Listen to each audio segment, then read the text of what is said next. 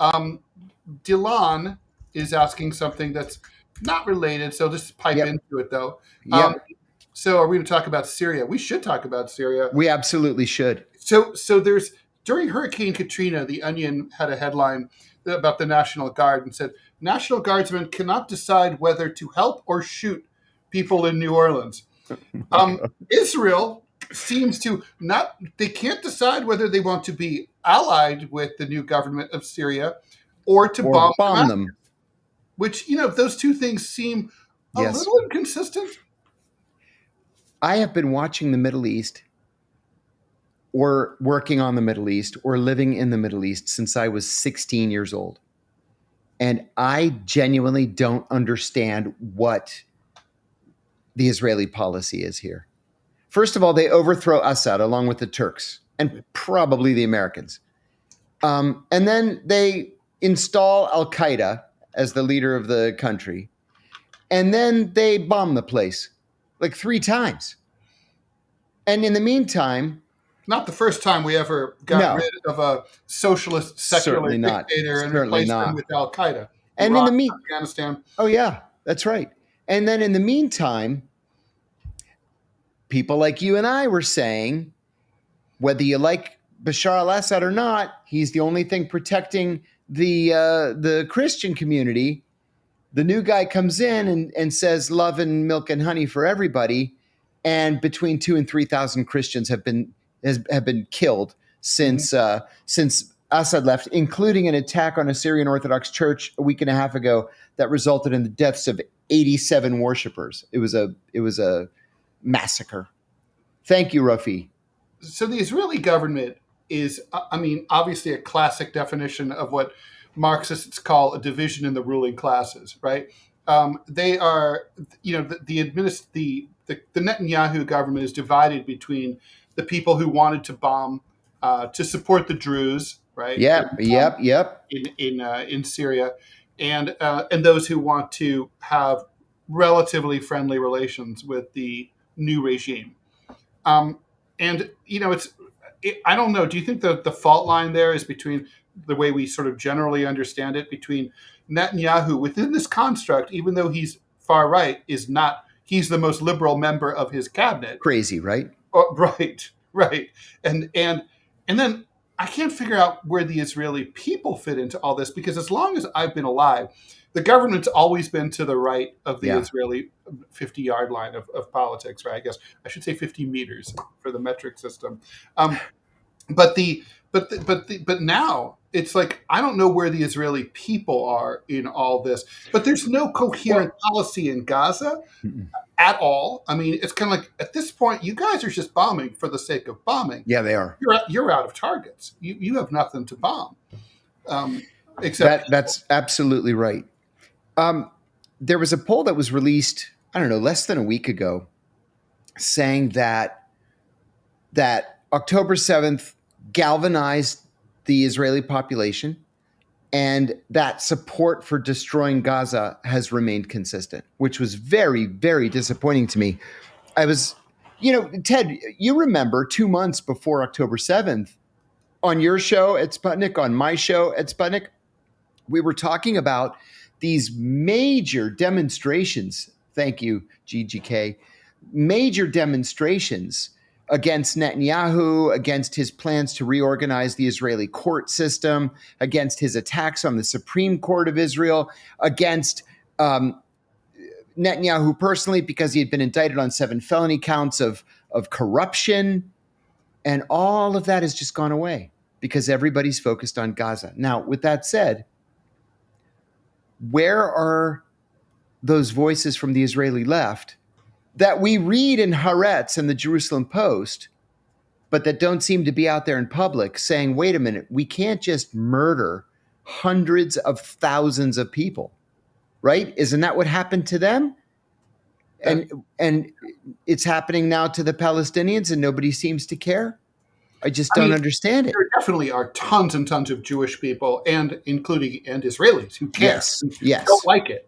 And then there's the people probably who, may not personally care, but also might see how this is going to hurt Israel's position in the world. That's a way of caring also. I mean, it's complicated, right? There's so many different responses to it. Um, I think this is going to be one of those things like after the Israeli government falls or is replaced in some way, they're going to be writing books for years. Yeah. Kind of like Analyzing this. after Nazi Germany, it was like, what was public opinion? Like, what did people really think? Like that really famous book, They Thought They Were Free, where basically they interviewed ordinary Germans about what it was like because they couldn't express themselves in public. I think we can't know. Israel's become that closed of a society that's comparable to the Nazi experience as well. You're absolutely right. And it was just a few days ago, Ted, that two former Israeli prime ministers came out and called this this camp that has been set up right on the border of Gaza, called it a concentration camp, saying if it's a camp that you are forcibly taken to and you are not permitted to leave, that is a concentration camp. By definition, it's a by definition. Yeah, concentration means concentration of people, right? That's what it is. It's now we should. I actually do think this is worth talking about because it is confusing about the Druze.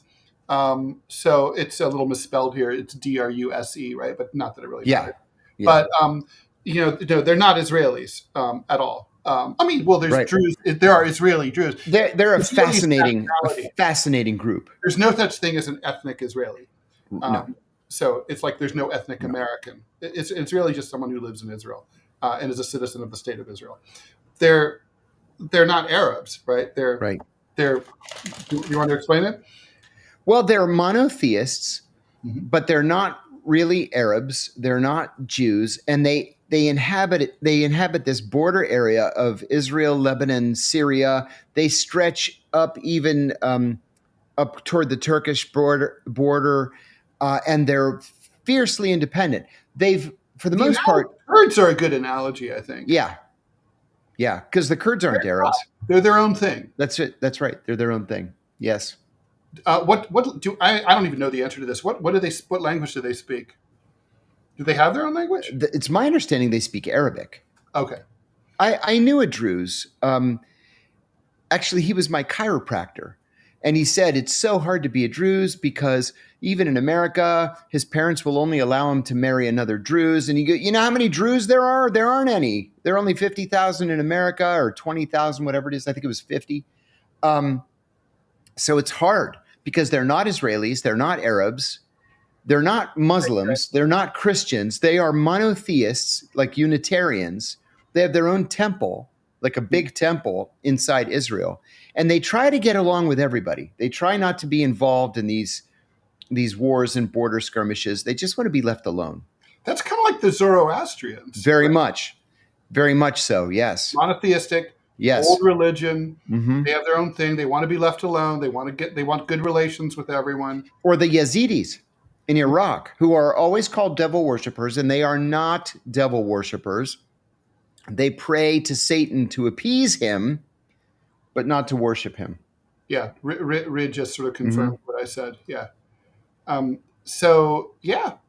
okay. So before we move on here, anything else do we want to say about the PBS thing? Look, I have a love-hate relationship with PBS at NPR the way I do with like the New York Times. Yeah, I'm mostly hate with NPR.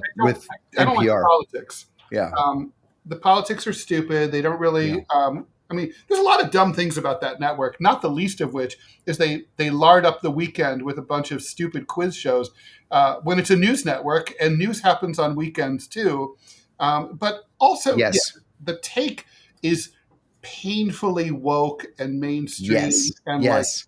It's so God, the cultural coverage makes me want to die sometimes.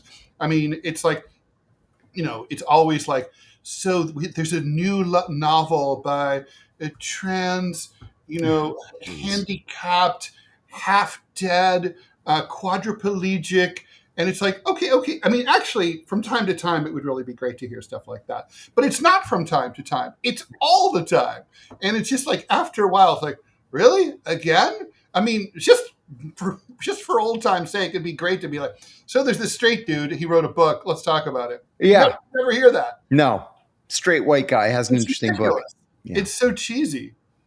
Oh, I couldn't agree more. I I was asked, Steve Inskeep from NPR asked me to go in one weekend and do an interview, and it was live, which they didn't tell me. It's fine. I do a lot of live interviews, Sure. but it was a gotcha We're interview. live right now. Yeah, we're live right now.